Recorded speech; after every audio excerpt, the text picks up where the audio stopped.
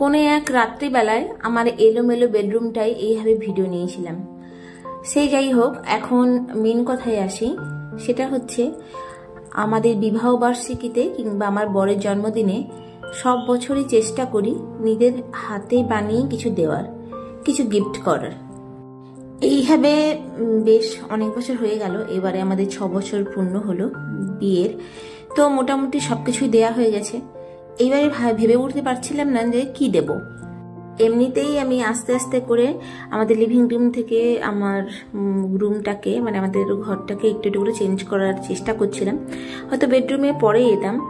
তো এবারে ভাবলাম ঠিক আছে, অ্যানিভার্সারিতে আমাদের বেডরুমটাকে একটু সাজিয়ে গুছিয়ে ওটাই ওর গিফট হবে, ওটাই ওকে গিফট হিসেবে দেবো। আর আমাদের অ্যানিভার্সারি ঠিক 2 দিন আগে ও ছিল না, ট্রেনিংয়ে গিয়েছিল। তো ভাবলাম ঠিক আছে, তো হয়ে যাবে, অসুবিধা হবে না।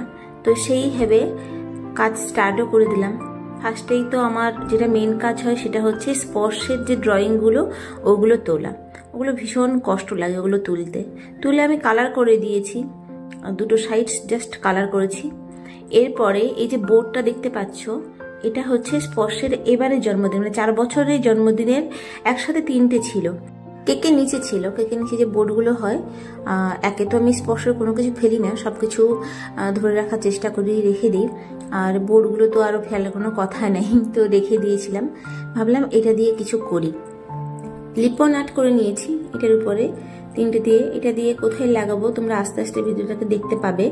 তো মোটামুটি ভাবে ছোট ছোট করে ডিজাইন করে ওগুলো করে নিয়েছিলাম। এই কিছুদিন আগে আমাদের এন্ট্রি যে একটা ওয়াল আমি করেছিলাম ইয়েলো আর ব্ল্যাক কালার দিয়ে, তো ভাবছিলাম ওর মধ্যেখানে এটা লাগাবো। তারপরে আবার চেঞ্জ হয়ে গেছে ডিসিশন, দিয়ে ভাবছি বেডরুমেই লাগাবো। আর এই যে বুকের এমটি বক্স, এটা দেখতে পাচ্ছ বাস্কেটটা, কিছুদিন আগে স্পর্শের বাবার অফিসে একজন ম্যাডাম ট্রান্সফার হয়ে গেলেন, তো ওনাকে দিয়েছিলেন। আর উনি জানেন যে আমি এগুলো একটু করি, তো উনি স্পর্শের বাবাকে দিয়ে বলেছিল যে রুমা যদি কিছু করতে চায় তো ওকে দিও, ওই জন্য দিয়েছিলেন ম্যাডাম। আমি ওটাকে বর্তমানে কোনো কালার টালার কিছুই করিনি, এমনি বেডরুমে একটা কর্নারে ঝুলিয়ে দিয়েছি। ফুলগুলো সব মিশো থেকে কিনেছি, আর্টিফিশিয়াল, আর পাতাগুলো সব আর্টিফিশিয়াল, ওগুলো কিনে রেখে দিয়েছি। যেহেতু বিবাহবার্ষিকী ছিল আর ওর বাবা মার জন্য গোলাপ এনেছিল, তার কারণে ওটাও সাজিয়ে নিচ্ছি যদি ওখানে সাজানো যায়।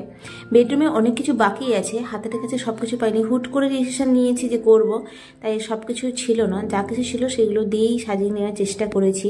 ফার্স্টে তো মনটা খারাপ হয়ে গেছিল, কারণ কালার স্পর্শের বাবা পছন্দ হয়নি। পছন্দ থেকে বড় কথা, ও বললো যে ডিপ কালার তো ঘরে আলো টেনে নিচ্ছে, ঘরটা অনেকটা অন্ধকার হয়ে যাচ্ছে, এটা বললো। তখন অবশ্য এই যে লিপন আর্টের এগুলো আমি সেট করিনি, কিংবা অনলাইন থেকে 2টো আলো আনিয়েছিলাম, 2টো লাইট আনিয়েছিলাম, ওয়াল ল্যাম্প, তো ওগুলো আমি লাগাইনি। আরও কিছু করার ইচ্ছে আছে, যেগুলো করার আগেই আমি ভিডিওটা দিয়ে দিয়েছি, কারণ যখন ওগুলো করব তখন ওগুলো পরে আবার শেয়ার করব।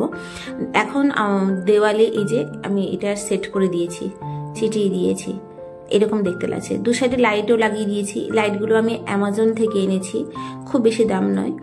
তো এই পাশটা এইরকমই দেখতে লাগছে। মোটামুটিভাবে ঘরে আমার যা ছিল, মানে যা কিছু অর্ডার দিয়েছি সময়ের মতো পেয়েছি, সব কিছু মিলে এরকম করেছি। আর লাইটের 2 সাইডে আলাদা কিছু করারও ইচ্ছে আছে, তো দেখা যাক, তখন যখন করব তখন আবার শেয়ারও করব। এটা হচ্ছে অ্যানিভার্সারির দিন রাত্রিবেলা, তখন স্পর্শকে নিয়ে যখন ওর বাবা একটু বাইরে গেছিল, আমি একটু রুমটাকে সাজিয়ে নিয়েছিলাম, একটু লাইট টাইট দিয়ে জাস্ট সাজিয়ে নিয়েছিলাম। সবকিছু দেখে নিয়েছে অলরেডি, খালি লাইট দিয়ে সাজানোটা বাকি ছিল, তো সাজিয়ে নিয়েছিলাম। আর এখন এই যে বেডরুমটা এরকম দেখতে লাগছে। ফার্স্টে এরকম ছিল আলাদা রকম, আর এখন এরকম লাগছে। তো কালারটা ওর বাবা সত্যি বলতেই খুব বেশি পছন্দ হয়নি, খুব একটা পছন্দ আসেনি, বললো একটু অন্ধকার অন্ধকার লাগছে। কিন্তু বাদ বাকিটা তারপরে যখন সবকিছু করে দিলাম বললো যে ঠিক আছে, ভালোই লাগছে। আর এমনিতে এইসব নিয়ে ওর মাথা ঘামাই না, শুধু বলেছে যেন লাইট থাকে ঘরে, মানে এমন কালার ইউজ করো যেটা হচ্ছে ঘরটা সুন্দর লাগে, মানে লাইট যেন কালো কালো না লাগে। তো যাই হোক, আর এখানে আমার কাছে এই টেবিলটা ছিল, বর্তমানে আর কিছু নাই, তো ওর উপরে কিছু জিনিসপত্র দিয়ে আমি সাজিয়ে নিয়েছি। এটা শ্রেয়াদি দিয়েছিল আমার একটা অ্যানিভার্সারিতে, সে 3rd কি 4th হবে, ফোর্থ অ্যানিভার্সারিতে দিয়েছিল, ওগুলো রেখে দিয়েছি। এই ফুলটাও স্পর্শের বাবা এনে দিয়েছে, যেহেতু ফুল খুব ভালোবাসি তাই অনেকগুলো ফুল এনে দিয়েছি, ওইগুলো সব সাজিয়ে নিয়েছি। তো চলো একবার ভালো করে চারদিকটা দেখাই তোমাদের। সব মিলিয়ে পরে তোর বাবার খুব ভালো লেগেছে। ফার্স্টে কালারটা নিয়ে একটু বলছিল, তারপরে ভালো লেগেছে। সবচেয়ে বড় কথা অনেকটা কম সময়ের, মানে হঠাৎ করে ডিসিশন নিয়ে হঠাৎ করেই করলাম, তাই কিছু জিনিস আমি যেগুলো অর্ডার করেছিলাম সেগুলো তো এসে পৌঁছয়নি, আর যেগুলো ছিল সেগুলো দিয়ে এইভাবে সাজিয়ে নিয়েছি। তো শেষমেশ বললাম স্পর্শ বাবা ভালো লেগেছে, তোমাদের কেমন লেগেছে অবশ্যই জানিও।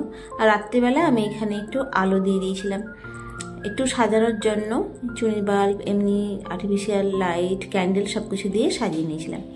তো এবারে বিবাহবার্ষিকীতে এটা ছিল আমার পক্ষ থেকে আমার বরের গিফট।